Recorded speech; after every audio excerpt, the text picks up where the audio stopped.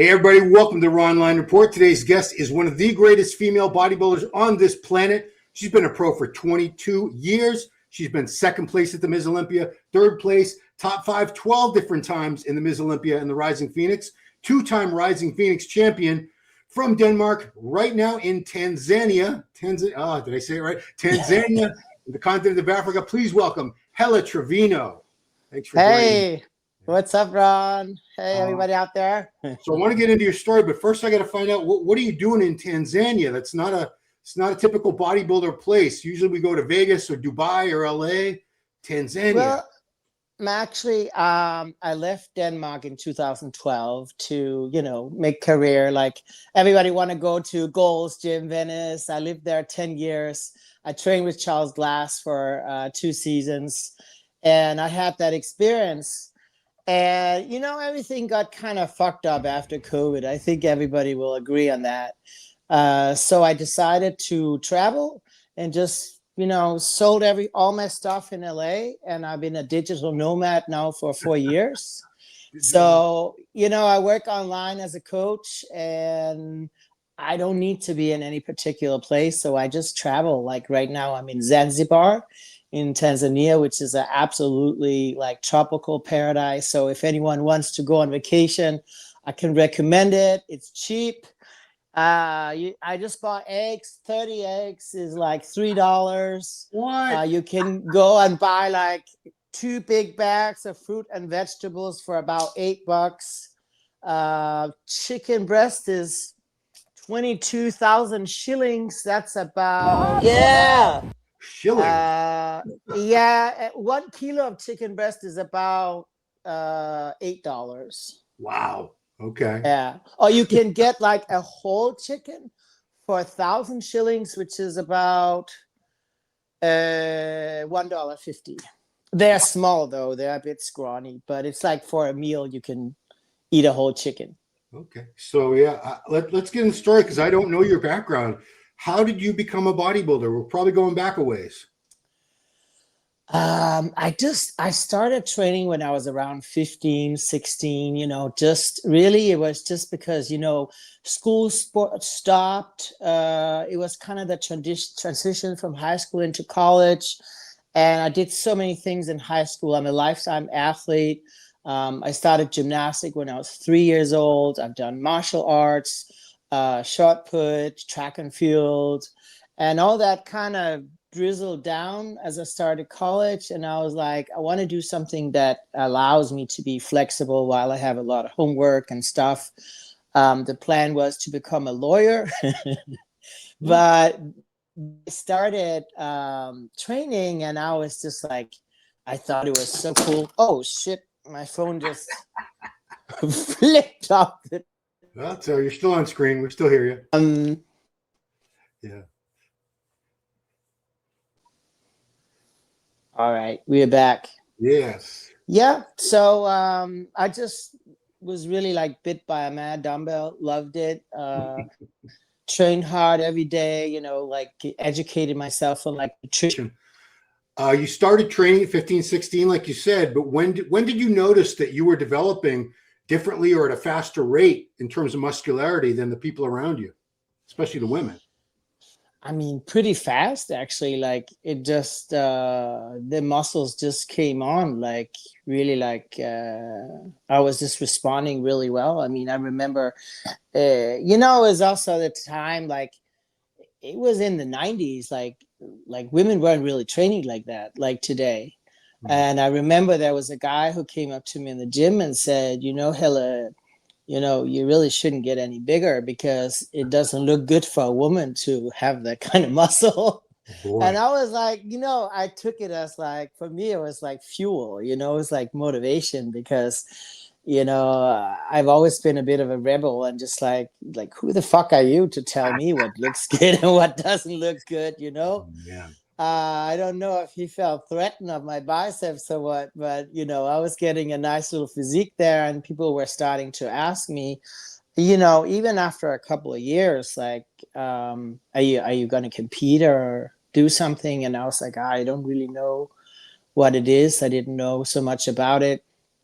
So I started dating someone in the gym, and he was like into it, you know, brought me to the FIBO in Germany and the Danish nationals and different shows around. And I was like, oh, wow, that's really cool. Like, I really liked what I saw on stage, and I liked like the challenge and also the mental challenge, you know. It's like when you see those kind of shredded bodies, you're like, wow, that gotta take a lot of discipline and dedication. And it just really, it intrigued me a lot. Hmm. See, back then there was only I think all we had back then when you started competing was women's bodybuilding, and I think fitness was around by then, but I don't think they had any other divisions yet. So you were never tempted to do any other division because it was just bodybuilding, right? No, and even in Denmark, there was only bodybuilding. There was a couple like sort of like uh fitness, like you said, but it wasn't like fitness was today. It was kind of like more like a pageant with evening gowns, and like it was a different organization that put on these shows, but it was more like sort of like a pageant just with fit bodies. But I was like way past that, you know. I was like way bigger than those girls already. So yeah, and also I like the hardcore. I always liked the hardcore, you know. Like I was really like, I want to be the biggest, most shredded, like impressive athlete. I want to have straighted glutes. Like I don't want to just, for me it was never right, like really like, oh, I want to get on stage and look sexy. And you know, I was always like a true bodybuilder at heart. Like I'm like, you know, does the men go on stage thinking, oh, I want to look sexy? No. Hell no, you know. I was always like, I want to be impressive. I want to like demand respect when I go up there. You know, I want to work hard. I want to show off my hard work, and I want to be a fucking freak. You know. No, I totally get that. Believe me. So did you? I love bodybuilding. I think it looks so cool, and the more striations, the better. You know, when I hit my quad and the cross striation just say boom, I'm like, fuck, that's cool. Who were the women bodybuilders that you looked up to when you were first coming up as an amateur? Kim Shisevsky, do you remember her? Of course, I know Kim. Of course, I'm over. Wow, she was so impressive. Like in the gym I was training at, we had these stacks of like magazines, and I would be like flipping through them, you know, like wow, you know. I just thought it was so cool. Like at the time, it was Kim and Linda that was like rivaling. I mean, there was a lot of great women at the time. Yakseni Oriken. Oh yeah. Um, there was like Debbie Lasewski. There was Vicky Gates. There was, you know, Iris Kyle. There was so many great. I mean, I've been competing for decades, so I've been at the Olympia with Linda Murray on the Wow. same stage. Yeah. So you were also you started competing in the Ms. Olympia. I mean, how long had you been competing at that point? It seems like you rose up the ranks pretty quick. Yeah, my first show was the Danish Nationals in '98. And then I won the Scandinavian Championships the same year. Did a couple of more shows, and then in 2003 I turned pro. I won the Jantana Pro Classics and was fifth at the Olympia that same year. Wow. So yeah, I was basically 5 years from my first show to I turned pro and was fifth at the Miso. Did you always have a coach from the beginning, or did you coach yourself? I coached myself in the beginning. I mean, it wasn't really, back then there was no coaches. It was more like sort of like, you know, you would ask the older competitors, you know, those that were really like had many shows behind them, and you were kind of like, hey, can you look at me and what do you think, and this is my diet, should I change anything? You just kind of ask for advice. And that's also why I'm from a farm, like a really small countryside, and I moved to Copenhagen when I was like realizing I wanted to compete. I was 22 at the time, so I moved to the capital just to get like advice, because nobody ever competed from my city or town. So I moved to the capital just because I knew there was a gym that was like a competitor gym, and there was a lot of people there. and I wanted to just, I mean, I didn't know anything, so I needed to like seek advice about dieting and posing and stuff. But at that time, coaches weren't really a thing, so we were just helping each other. Yeah, are you kind of glad that you coached yourself? Because I mean, I think the best coaches are the ones who are self-taught and taught themselves through many years of trial and error, rather than the Oh ones my who sort God. of cobbled from other I people. I learned so much. I remember I had one of those, the school hefts where you had sort of like a notebook Oh yeah, from yeah. school, and I would like make these diagrams, like, grams, the food, carbs, protein, and fats, and I would set my calories. I remember already from the beginning, I did carb cycling, 3 different days, high, medium, low, and then I would kind of eat what I wanted. I mean, I would eat like bread and sort of like deli chicken and stuff, but it just had to fit the macros. Hmm. And I just like wrote everything down, weighed everything, even if it was like, I still have the book, man. It's like, if it was 32 grams of salad, it would say 32 grams of salad, 8 grams a piece, everything I would write down and calculate the macros. So I learned a lot from that. And so let's see. So you started competing in the pro ranks. How long were you competing in the Ms. Olympia before the Ms. Olympia went away? Because it was gone for, I think, 6 or 7 years. There was no Ms. Olympia. Yeah, I was gone for a while. So I started in 2003 and really had a flying start, winning the Gentana Pro Classic in Olympia.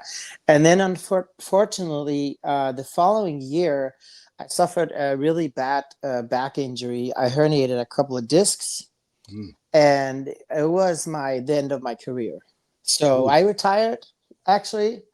Um, just had a lot of back pain, a lot of rehab, a lot of treatments, but got myself back. And in those years, I really started as a coach. So I was like, okay, if I can't compete, I'm going to jump on the other side of the fence. I was so not done with bodybuilding. I just wanted to be in it. I was like living through vicariously through my athletes. And then in 2011, I was pretty good, rehab myself, and my back was, I mean, I still have some lower back compression and stuff, but I know how to manage it now, and I know which exercises not to do and what to do. So I'm living well with it and trained with it all these years. But 2011, that was the FIBO had a competition at that time. It was like one of the only years they had a show, men and women pro, and I was kind of like, well, like I'll just do it for fun. Everybody had said to me, you can't make a comeback after 8 years. It's like unheard of. Like nobody has been out that long and just, got back and was great, Yeah. So I was like, fuck it, I might not be the greatest. I'm older now, but I'm gonna do it for fun because it was Berlin. Berlin is like 1 hour flight or so from my hometown, and my mom could come, and my family, my sister, my friends. We were like about 15 people that went there, family or friends, and it was so much fun. It was like one of the best shows I ever did because I had, people I loved around me, and I just wanted just the experience, just have fun. And I went, and then I happened to win, and I was like, well, I guess we're going to the Olympia. And then I was back ever since. I pretty much competed every year ever since. I had a couple of years. I tore my bicep tendon and supraspinatus in 22 and took 23 off to recover. And then I competed last year and was fourth. And then I took this year off because I had knee surgery and I had a cartilage induction as well. So yeah, but plan to be back again next year. So yeah, how many years? I don't know if the Rising Phoenix was in place all the years that there was no Ms. Olympia, because Yeah, it was. So I Yeah, mean, the Rising Phoenix, I think I mean, they still have the Rising Phoenix. They never discontinued it. It just went from being the premier show when there was no Olympia to now being a qualifier. So it's still there. But it started in 2015. And so that's my car that I won. I won a Jeep in 17, and I won Hellcat. There's the Jeep from 17. Badass. And then I won the Hellcat SRT 800 horsepower. That was my baby. I had it right until like I left and I was gonna go on my travels. I was like, damn, I have to sell my baby. But there was like the urge to travel was just so big. I was like, I need to go and let me cash in the dollars and travel up for that money instead. Absolutely. Yeah, but I mean, before we started recording, you let me know the years that there was no Ms. Olympia might have been your physical prime. Although you still look fantastic, but do you think those were the years where getting the Ms. Olympia title was probably most likely?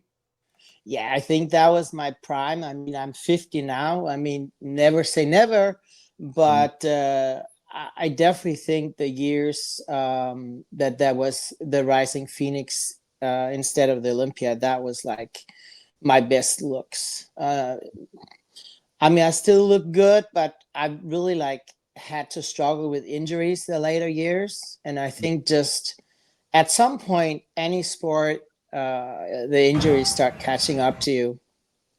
Oh, absolutely. I mean, anybody, I say RA, I'm 6 years older than you, but anyone who's been training for 30, 40 years, there's no way you don't have some level of injuries or arthritis. It's a human body. We're not robots. So for you to still look like this after you started training at 14 and you're 50 now, and that's insane. You know, I mean, usually we talk to people in our age range. They want to tell you how great they used to look, and they'll pull up pictures on their phone from the 90s or something, you know, but there's not many that continue. And I mean, yeah, you just had your knees done. What's training must be you must have had to make a lot of adjustments to your training over the years, because nobody trains the same when they're 50 as they did when they were 20 or 30. Yeah, definitely. I mean, I think we all trained the same when we were young, you know, young and invincible and strong as fuck. And the more weight we could put on there, the better. Yeah, good times. And I always trained with the boys, you know, so I never wanted to stand back. So, I mean, it was like, yeah, we had 400 pounds on the squat rack, you know. Ooh. Like, yeah. Wow. Easy. Easy squat 400 pounds, you know. We had like 10 plates each side on the leg press and one sitting on top. Let's go. I was always like strong as fuck. Like many times I've been asked if I wanted to do powerlifting, but it just never was what I wanted to do. Wow. I always liked the aesthetics. Yeah. So I'm curious, you know pounds because you lived in America. So at your biggest off-season weight, when you were strong like that, how heavy were you? I've gotten to around 200, close to 250 pounds, 15 pounds. So you must not be short. I'm 5'5". Okay. I mean, that's not tall, but that's not short. 255 and 250. Good Lord. Yeah. I don't know why you didn't get into like world's strongest woman or powerlifting or something like that. But what was it? I mean, I've been almost that heavy as a man at a few inches taller, and that was uncomfortable. What was it like being 250 pounds for you? 15, not 50. 15. Okay. Yeah, 15. 15. A little less. 50, yes, yeah. But still, I mean, it was still, 215 pounds is still a lot for me. Like, you know, you do feel like going up the stairs, you're huffing and puffing after 5 stairs, you know, and everything goes a little slower, you know. Could you tie your shoes? Because I always had trouble tying my shoes. When you bend over, my head felt like it was going to explode. I mean, you put your leg up on something, right? I have to do that now because I'm old. But talk to me about the training a little bit, because, you know, you come from that old school mentality. Yeah. It was nothing fancy. It was the way Ronnie trained, the way Dorian trained. It was heavy weights, high intensity. It must Right. it must be hard for you to watch, look at Instagram and YouTube and see all these young kids with the broccoli hair with their twisty little cable movements and they got a cuff on this and it's science based. But I say, you know what? I'm all for whatever. If science based makes you bigger than the regular training, that's great. But I still think the old school way is best. And maybe it's because I'm old and I'm set in my ways. But you as a coach, I mean, do you really think Ronnie would have gotten as big like doing cable curls? no. I mean, it's just, I mean, yeah, you know, I mean, I'm sort of in the middle. I will say, okay, I do agree on a lot of principles like continuous tension, correct technique, you know, a cleaner execution. Of course, don't throw the weights around.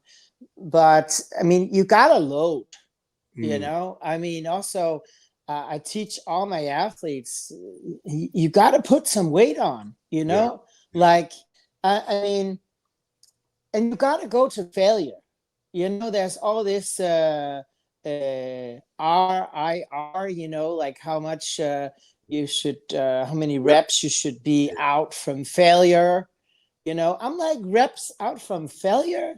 Like, why would you go only like, if you have 12 in the tank, why would you go 7 reps?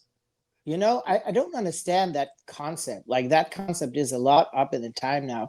I've always gotten going to failure, you know, and any other sports, like, you really think if they're like, they got to be running on time, then they're going to say, oh, I'm not going to run so fast today. You know, I don't want to push it. No, you got to push it. That's my training philosophy. You got to push it every single time. But that doesn't mean this or a bad technique, or it means how many times can you go strict like this? And then when you start cheating, like, okay, if you're alone, I don't mind a couple of cheat reps. If you have a partner, there's no need to cheat. You know, you do 80%, they do 20% or whatever. But my training has changed in a way of like, I believe compounds build size. Like, get to some dumbbells, get to some barbells, you know, cut too many machines. Some machines are great, but don't go in there and do like a full workout just on machines. Cables, they have, I mean, I like cables for like often, especially now in my older years, I like to use cables as a pre-exhaust because, I mean, I don't need to do so much weight on the barbell curl if I already did a cable curl as a pre-exhaust. You know, I can spare my joints, and the same with squats. Sometimes I'll put squats in as the last exercise because I'm already pre-exhausted and I can go to failure and bust my ass, but I save my joints. Also, in this clip, you see that I'm working with stim.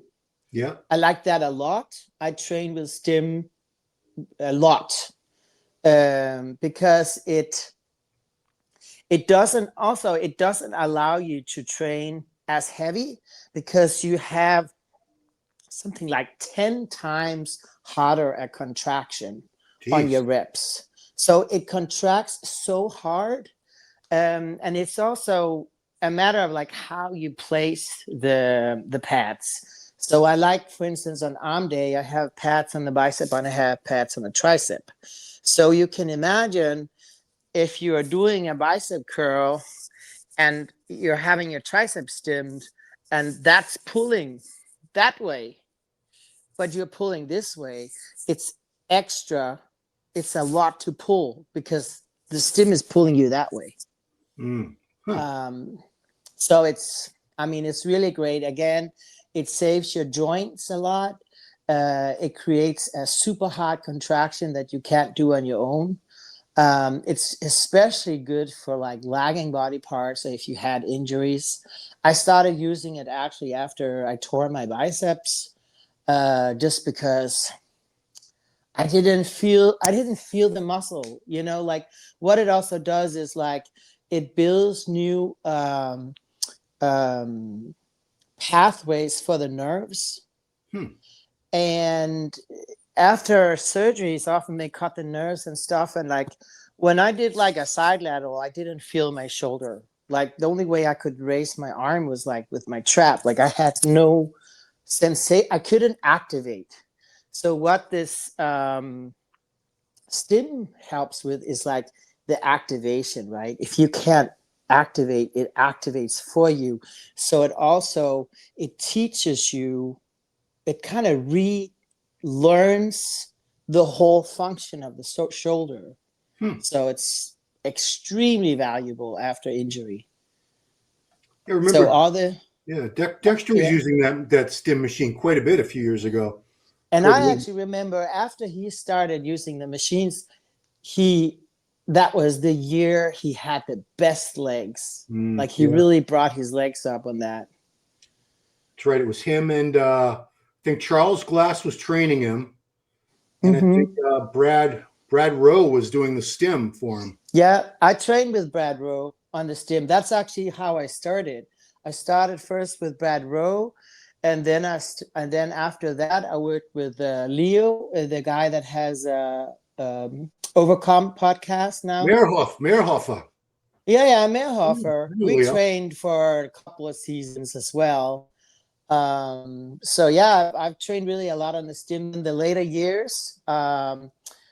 My friend and co-coach in my company, she actually bought this stim just to train me after my shoulder injury. So I've been training on that like almost every day since.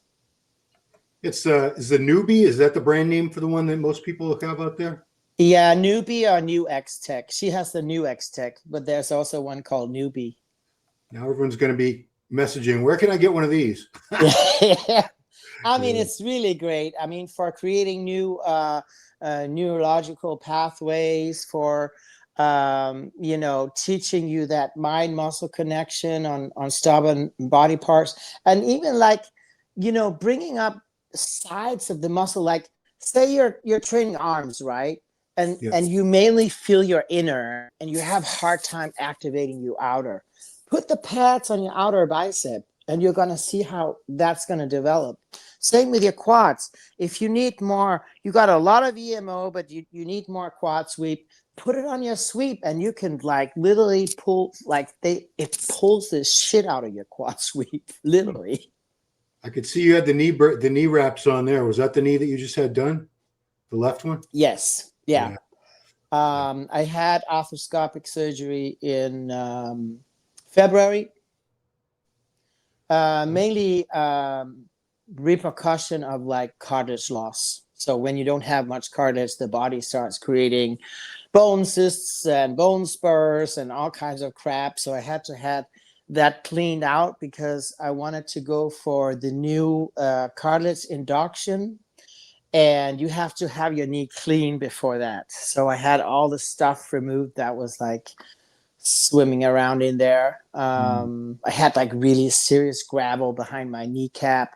Oof. Couldn't bend the knee well. You know, everything was like, you know. So, and I just came off the Olympia, you know, end of last year, and I was just like, I mean, I have been training in severe pain for like at least the last 3 months. You know, when you start getting dry and stuff, and Yeah. everything gets 5 times worse. And I was like, shit, I got to do something about it. So I actually went to a Swiss clinic because it's also like when you can't just have anyone work on you. You know, you go through the health insurance or whatever. Maybe you get an intern or whoever. Do they know what they're doing? You know, it's also for us. It's not just about like, oh, let's just make it functionable for like everyday life. No, this has to be functionable for a top athlete. This has to be able, I have to be able to load that knee. It's not just a matter of me being able to walk around, you know?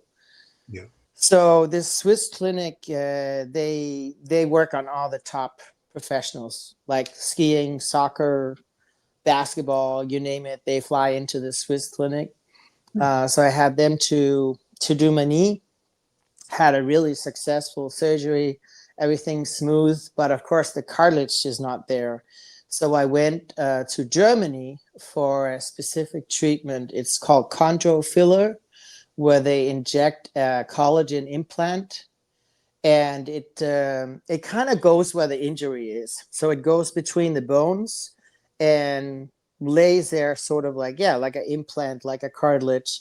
But it also works as a fertilizer for your own cartilage. So it promotes that your own cartilage, it grows, and it grows into the collagen implant. So I'm just 3 months post treatment now, and this is the time where I'm able to start training again. So I've just been doing a bit light rehab with bands. I just started, like the last 2 leg workouts was like with a light load, like leg press, some squat just with a bar, stuff like that. So I'm excited to be able to be back again. I bet. Yeah, I mean, luckily your legs are a strong point, and the muscle memory is a very, very real thing. Like I can tell you, because I had a full quad tear, so I had to lose all the muscle in one of my quads and get it back. It comes right back. It doesn't take that long. Yeah. Yeah, I'm also thinking, I mean, when you trained already for 30 years or 35 years, it's like, I mean, my quads, I haven't trained quads like for a year now, because I had the surgery already in February, right? The first one. And I mean, my quads are still like, let's take a look. let's see. I think the camera can catch them all. Adjust the camera. I mean, for not training them for a year. That hasn't been trained for a year. No, I haven't trained for a year. Maybe you don't need to train them. So I'm not unhappy. It's just not much happened with that muscle. No. I mean, they are smaller, granted, but still. Yeah. I mean, I think a lot of people would love to have quads as big as yours are now. So.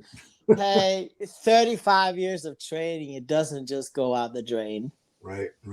So let's talk about, you're a coach and you work with female athletes, and we've seen some women pass away. We've seen a lot of health problems in men and women from PEDs, because they can be done in a safer way. I never say safe, because it's the way that we use them as bodybuilders is not what they were designed for, but they can be used in a safer way. So as a coach, when you see other protocols from other coaches, women coming to you and saying, this is what my coach has me on, what are some of the worst things you see in terms of doses and compounds that women should absolutely not be doing?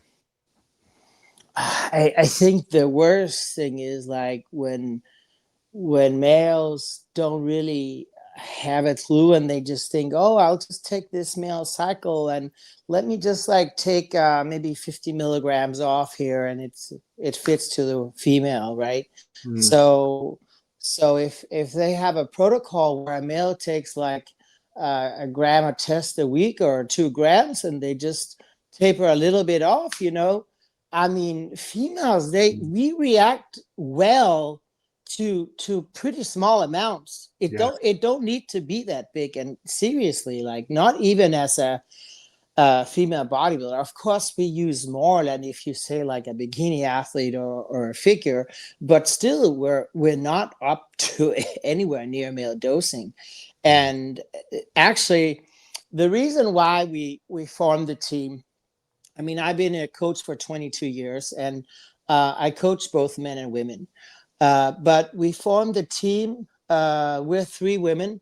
Do you know Irene Anderson? She also been a pro for many years. Of course. She was in the movie Too Big for the World. Been also many time Olympian. So I'm with her, and then Gina Cavaliero. She's also a pro. She won the Miss International and other shows. So we got together and we were like, just, we're all coaches. We all had our individual companies, and we were just talking and comparing notes, and was like, if we got together and,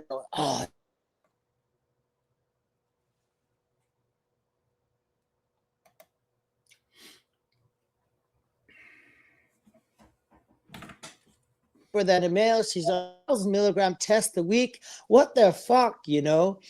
And then we were like, you know what? We should coach women. Like, we should seriously get out there and help, because we are women, and we all, like somebody like Irene also, she's like, what is she like now, 58? She's been in Wow. the sport all her life, as she's still competing, you know, all her life. So we're really like, all three, we're veterans, and we've this is a combination of, like, of course, knowledge over so many years, practical knowledge with athletes, and also practical knowledge with ourselves. What are we experiencing? And now, as we're also getting older, we're also getting experience with menopause, and women taking pads. It's not the same whether you're young or whether you're in menopause. That also changes how you need to go about a cycle. And it was just like, yeah, it was just like the crazy amount of pets and the side effects and deaths and stuff that were going on, that we were like, yo, we are women. We know, you know, we've lived it on our bodies, you know, we know what you can do and what you cannot do. So we're called Team for Pro Coaching, if anyone wants to look us up on Instagram. And yeah, we coach women by women, and that's what we specialize in. We coach men, of course, also, but we really want to help women get into the right type of compounds, the right type of dosaging, as safe as possible.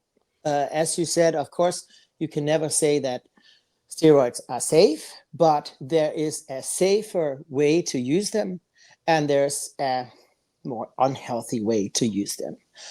We also use, we work with a lot of supplements, you know, like for berberine for blood sugar control, chromium, you know, liver, NAC, milk thistle, Katka, you know, cholesterol control, omegas, red yeast extract, and stuff like. So when people sign up with us, they get a whole list of supplements that support the cleansing of the liver, the kidney, everything. Like, I send my clients regularly to You and your partners at Team 4 Pro Coaching, all that experience from working with, from your own experiences from working with women, what are a couple compounds that you consider relatively safer for women, and what are a couple that you say stay away if you're a woman? Do not ever use these.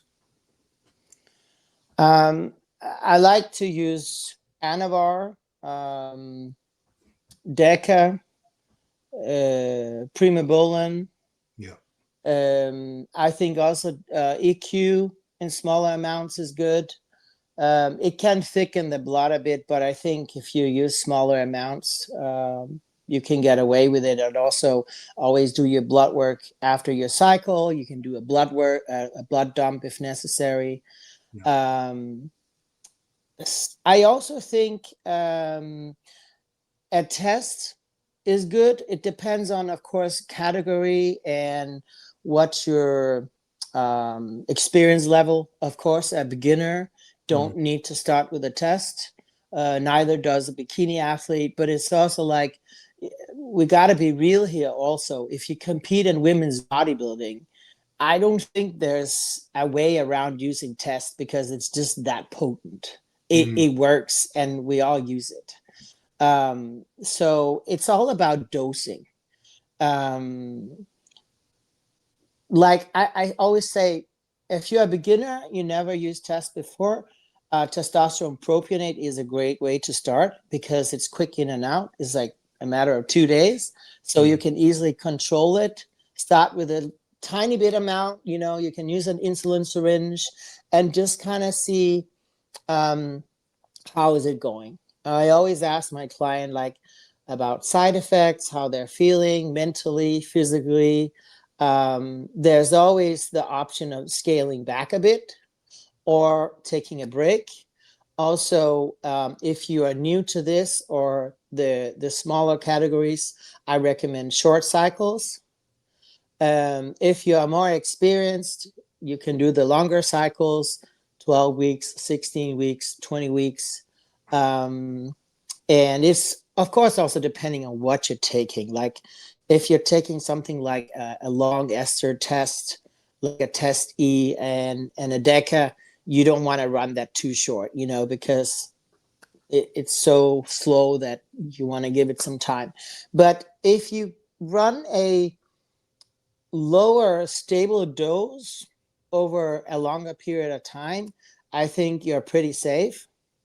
Okay. Again, you can always titrate down, you can always discontinue. But something that I mean, it's hard to say what you shouldn't use. I mean, like really like harsh stuff like mint, women should not use that. What about Tren? um, Tren, you know what? Uh, in bodybuilding, I like to use it. Um, it also depends on tolerance, like some people, they have a great tolerance towards it. Like say in the team, me and Irene, we tolerated really well. It's like, doesn't matter. We could take anything else. It's like, it doesn't affect us. And Gina has told me she really doesn't do well on it. Like she feels sick, she feels nauseous, she doesn't feel well. So it's also very individual what kind of tolerance you have to the different substances. So that's also something you got to look at. But there's no such thing as, I think, Tren and Mastron where you get that kind of muscle hardness. And if you are a pro bodybuilder, it's just you a pro bodybuilder. And I've also, realized a long time ago, like, where do you want to take it? It has to, of course, make sense. You don't want to die, but you also cannot say like, oh, I want to be super careful, I want to be super healthy, but I want to win. You know what I'm saying? Yeah. You gotta always balance and say, okay, I want to push it, but I want to be careful of my health. That's why I say frequent blood work. I do believe that there is fewer deaths now than there was in the past because people do a lot of blood work, which I don't think they did in the past. And I think that's a really good indicator of what you need to do. Do you need to up your omegas a lot to get that HDL higher? Do you need to put some things in for cholesterol management? Do you need to dump blood? Do you need to take more Tatka? Maybe one tab is not enough. Like for like really progressive cleansing, you need 3 tabs a day. So, there's things you can do, like go get a glutathione IV if you have liver inflammation. Start taking your drugs down. There are things that you can do.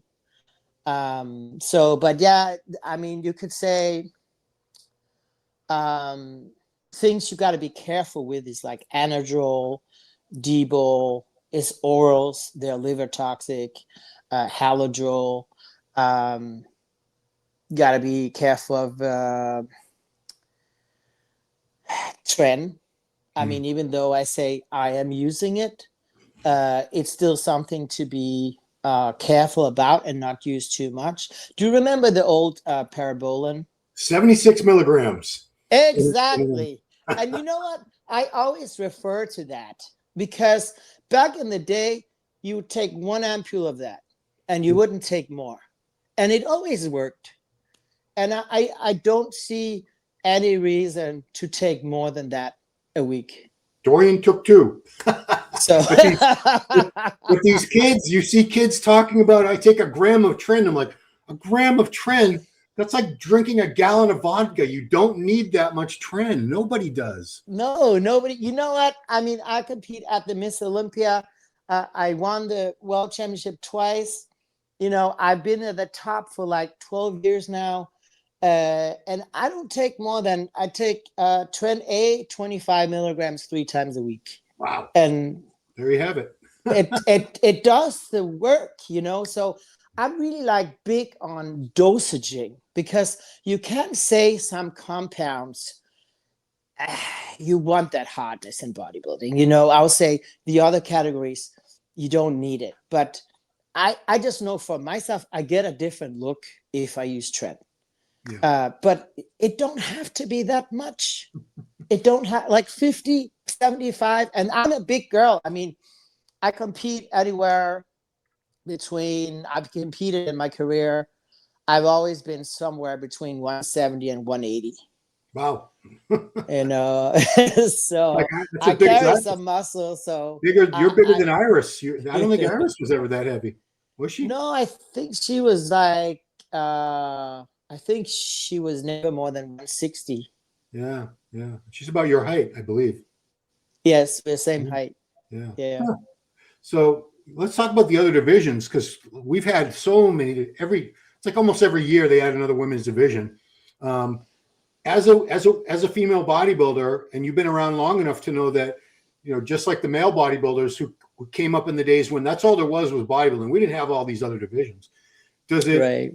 Is it hard for you to watch these other divisions get more support, more participation than it does female bodybuilding? I have a women's physique client that just did the Masters USA. There were so few women bodybuilders that registered that they were trying to talk at the last minute, some of the women's physique, to cross over because they didn't have enough women to give out pro cards. I mean, it's obviously a lot easier to do the smaller divisions. And now Fit Model, there's like 100 women at my gym who I could put on a Fit Model stage in a month if I had to. Yeah, I mean, is it how do we get more enthusiasm, more support for women's bodybuilding? Because I'm at a loss. I don't know if it's possible, but do you have any ideas? I mean, it is a big problem, especially like, I mean, you know, we're always going to think that, you know, we put so much work into it. The divisions that I think put the most, like both in terms of money, you know, like the PEDs, I take a bunch of peptides as well. Then you need the BCP, you need the TB500. There's the new copper peptide. That's just for your joints, you know. Then we're talking about the peptides that emulate the HGH that you can, ipamorelin, different stuff you can dabble. I like the IGF-1. I use that myself as well, you know. And then, you know, your budget just racks up. Then you need your coach. You need a posing coach. Maybe you have a trainer. I worked with Charles a couple of years. Then you have your food budget, which is, you know, I mean, off season, I eat about 5,000 calories, you know. Wow. I have a high metabolism, so I got to eat a lot of food. It's expensive, you know. You got the flights, the hotels, the tan. For us women, the hair, the makeup, the nails, you know, all this crap. It's really, you know, here I'm wearing a wig. That wig is like a $3,000 wig. Wow. Jeez. Yeah. It's a great wig. Yeah, it was a beautiful wig from Brazilian hair. You know, it's like, it's the Olympia. So you want to, you know, that suit is a $2,000 suit. Oh, goodness gracious. With all like fully stoned, you know. So it's expensive. And so that's just the financial side. But then there's like the whole work side. I mean, I trained twice a day the whole year last year. Plus the cardio, plus the posing. You know, I was as low as like something like 50 grams of carbs a day for months. I worked with Stefan, boss of Outlaw, for this show. Great coach. So I mean, the work is just immense. So you feel like we should be rewarded, right? Yeah. And just the prize money is not up there. I mean, if you compare with the men, it's $600,000 for Mr. Olympia, and it's $50,000 for Miss Olympia. Wow. I was fourth last year. You know what I won as a fourth place? $2,000. $7,000. And it, I mean, just now I don't live in the States anymore. Just the house I was living at for a month. I trained a month at Bev's gym. Yeah. Before the show, that house was $5,000. A month. for the month. Yeah. Wow. So, and then the rental car and the flights and blah, blah, blah, So, yeah, it's an investment to compete, and it just, for the women, it's just not much payoff. So I understand that many women, they don't compete in that category because it costs a lot of money. It costs a lot of blood, sweat, and tears to get to that level. I mean, you need a lot of muscle mass. You need to diet down really hard. Like, I mean, physique also gets shredded, but in the other categories, you don't need to diet that hard for bikini. I'm not diminishing their work or saying they're not dieting hard, but we are the most like freakish division. It's bodybuilding. Yeah.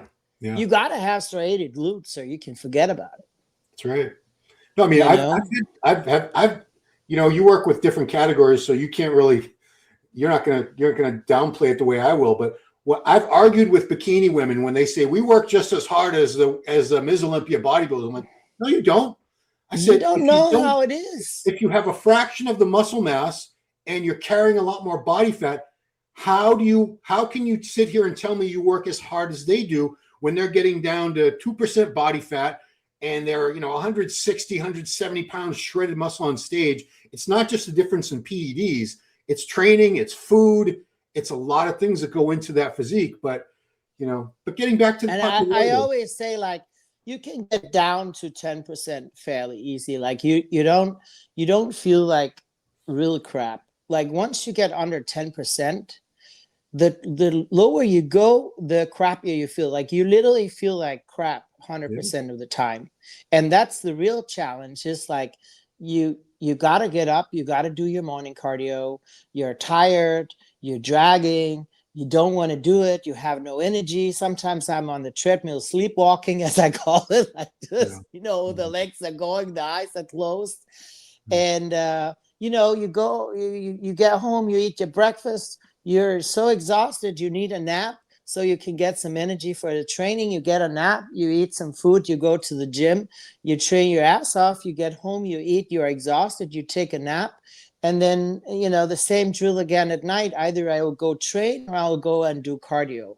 And then you eat your food and you go to bed, and it's the same day next day. And you don't feel any better. You don't feel any relief at any point. Maybe if you get a cheat meal, you'll feel like, or even like just a high carb, like you get some extra rice cakes, you feel great eating them. And then half an hour later, they're gone and you feel like crap again.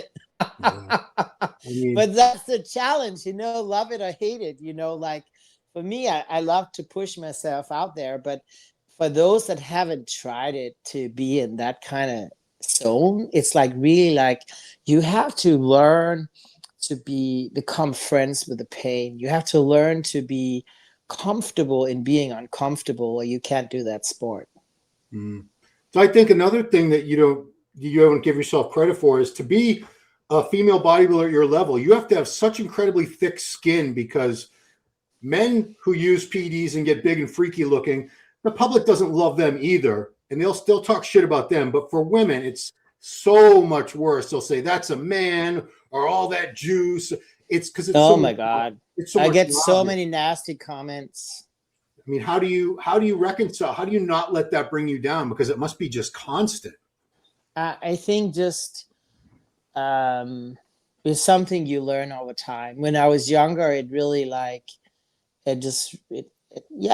it bothered me. It made me sad that I wasn't recognized for what I did, especially when it was like people from my own country, because, I'm the best bodybuilder out of Denmark ever in the Danish history. Yeah. And I was like, I cannot understand. You are not proud of me for what I've accomplished, like for Denmark, and put Denmark on the map of bodybuilding. And, there was even one year that I wanted to guest post for free at the Danish Nationals. And the answer from the president was like, oh, they weren't looking for like a female bodybuilder like at their show. Not even for free. Not even for free, you know. So I've really, I mean, that has changed now there's a new president and we're on really good terms. I was just there a few months ago and did some seminars 2 days in a row.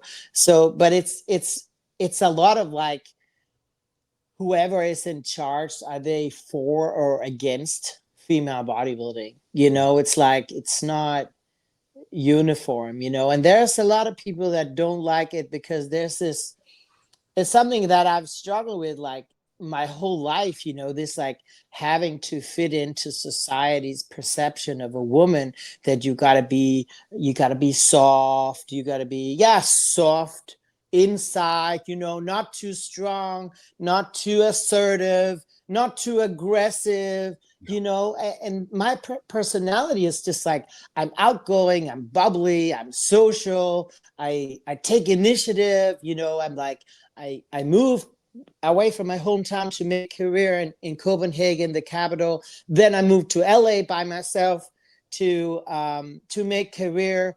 Then I traveled on my own for 4 years as a digital nomad. I'm very independent and I do whatever the fuck I want. And some people, they just can't take that. It's like, oh, it's not female and you gotta this, you gotta, it's the whole, it's everything. It's the whole, like, you gotta get married, you gotta have kids, you gotta be soft, you gotta have curves, like muscles are for men, being aggressive or assertive is for men. I'm like, what happened to individuality, that, we're all different as persons. And I was always like, I want to be how I am.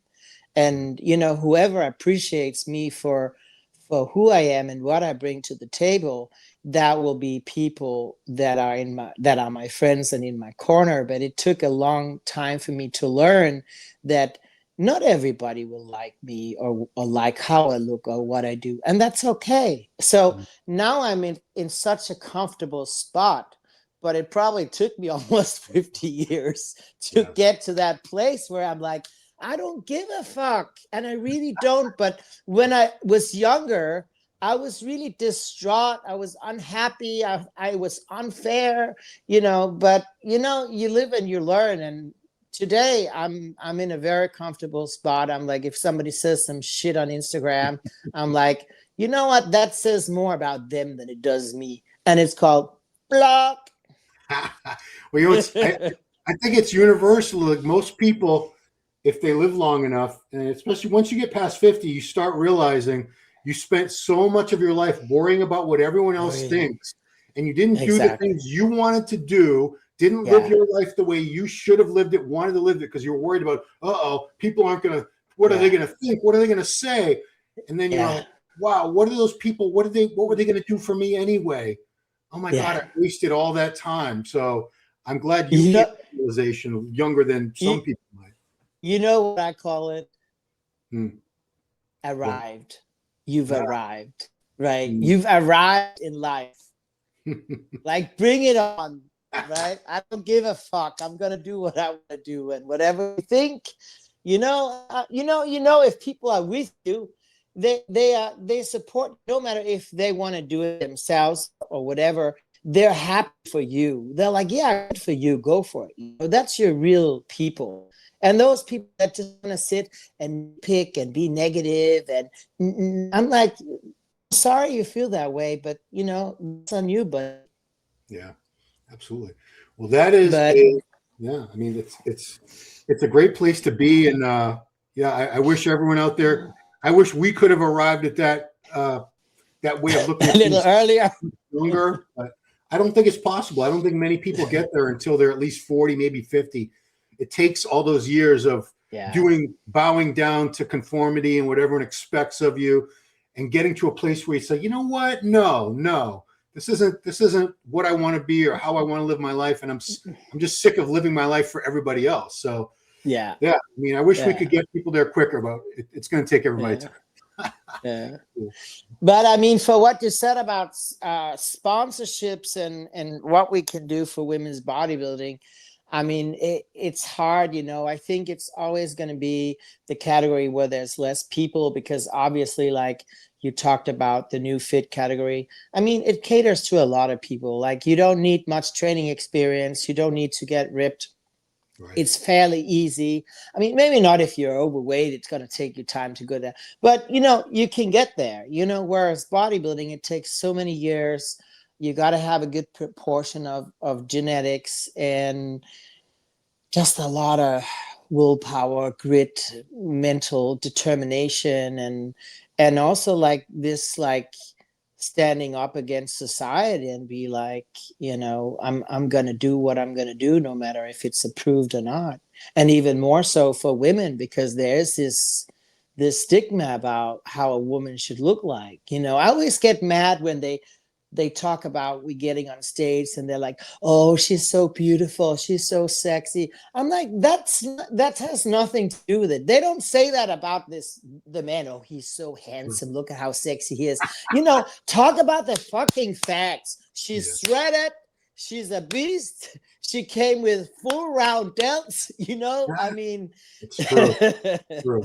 No, you're right. I mean, I'm not going to name any names, but there are some male bodybuilders who have been not good looking guys over the years. Guys they're just not attractive, and no one ever said anything. They were just talking about the physiques. Yeah. But in women's bodybuilding, if you have a harsh look to the face, or you know your voice is deep, they will rake you over the coals.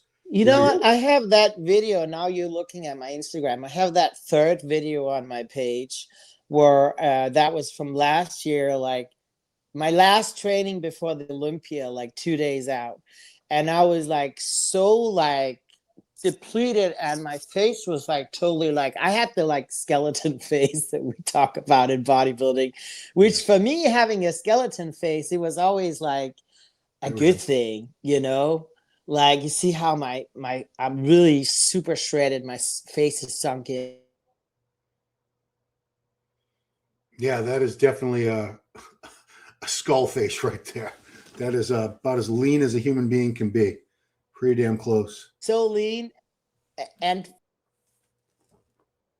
oh, there we go. Well, I'm going to keep talking, and hopefully Kelly will come back. But those striations, guys, that is shredded to the bone. Oh, there you are. Really? I'm back. Yeah, you're back. You're back. You were only gone for a second. Yeah, I mean, you can even see the striations through the pants there. I mean, I was so shredded. And I'm just like, I'm super proud of that video because that was really blood, sweat, and tears.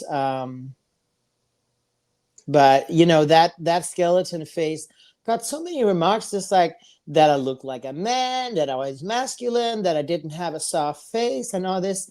And I'm like, dude, look at the fucking body. You know, like bodybuilding is not a beauty pageant. You're supposed to be. My face doesn't look like, you see my face now. I have like chubby cheeks. Yeah. You know, I mean, if you know anything about the sport, you know, this is how you're supposed to look if you're in shape. Yeah, no, absolutely. But many people have remarked that when a woman's face looks like that, it's a lot more jarring for people to see than a man's face all caved in with the eyes sunken in and those hollows and the lines and everything. It's a lot for people to. But you know, women bodybuilders, you don't get into this for the money. You don't get into this for the accolades. You know, you have to really love bodybuilding. Yeah. To a level that most people couldn't even comprehend, because the rewards, unfortunately, they're never going to match the amount of work and dedication and all the time you put into looking like this. So, I mean, I hope, I mean, something that I want to do to, what can I say, get more information out there about bodybuilding, about everything, pets, health, you know, like the real deal, what can you say, behind the scenes of bodybuilding. I hope that I can help promote women's bodybuilding a bit and just kind of get a conversation. It's going to be always sort of like a niche sport. I mean, it is what it is. Yeah, it's not mainstream, you know. No, I mean, men's bodybuilding But is still, a niche. I wish I do hope that, I mean, men's bodybuilding is also not mainstream, but they do get a lot more sponsorship, where for women, you know, I've only had once in my life. And A lot of the viewers probably weren't aware of all of these. And if you want more information, if you want to get into some coaching, Helle is a great prep coach, posing coach. There's her Instagram there, Helle Trevino. And thank you for taking. And also my business coaching page, Team for Pro Coaching. They can also check that one out. There's a lot of like cool tips and training exercises and stuff like that. Yeah, let me get that right, because it's I can edit this. It's Team for Pro. Yes, Team for Pro Coaching. With the actual number 4. Yes. Team for Pro Coaching. Tell me if this looks right in a second. I want people to get the right one. Is that right? That is correct. All right. So you can contact Helle there, or for coaching services, go to her Team for Pro Coaching. And yeah, keep doing, living your best life, Helle. That's what you seem to be doing, living the life that you want to live, living in the parts of the world you want to live. You're a courageous, independent human being. So I really admire that. Appreciate it. Thank you so much, Ron. Appreciate it. Thank you for taking the time. And thanks everybody for watching Ron Line Report with this amazing competitor and coach, Helle Trevino. And we will see you next time. Thanks for watching.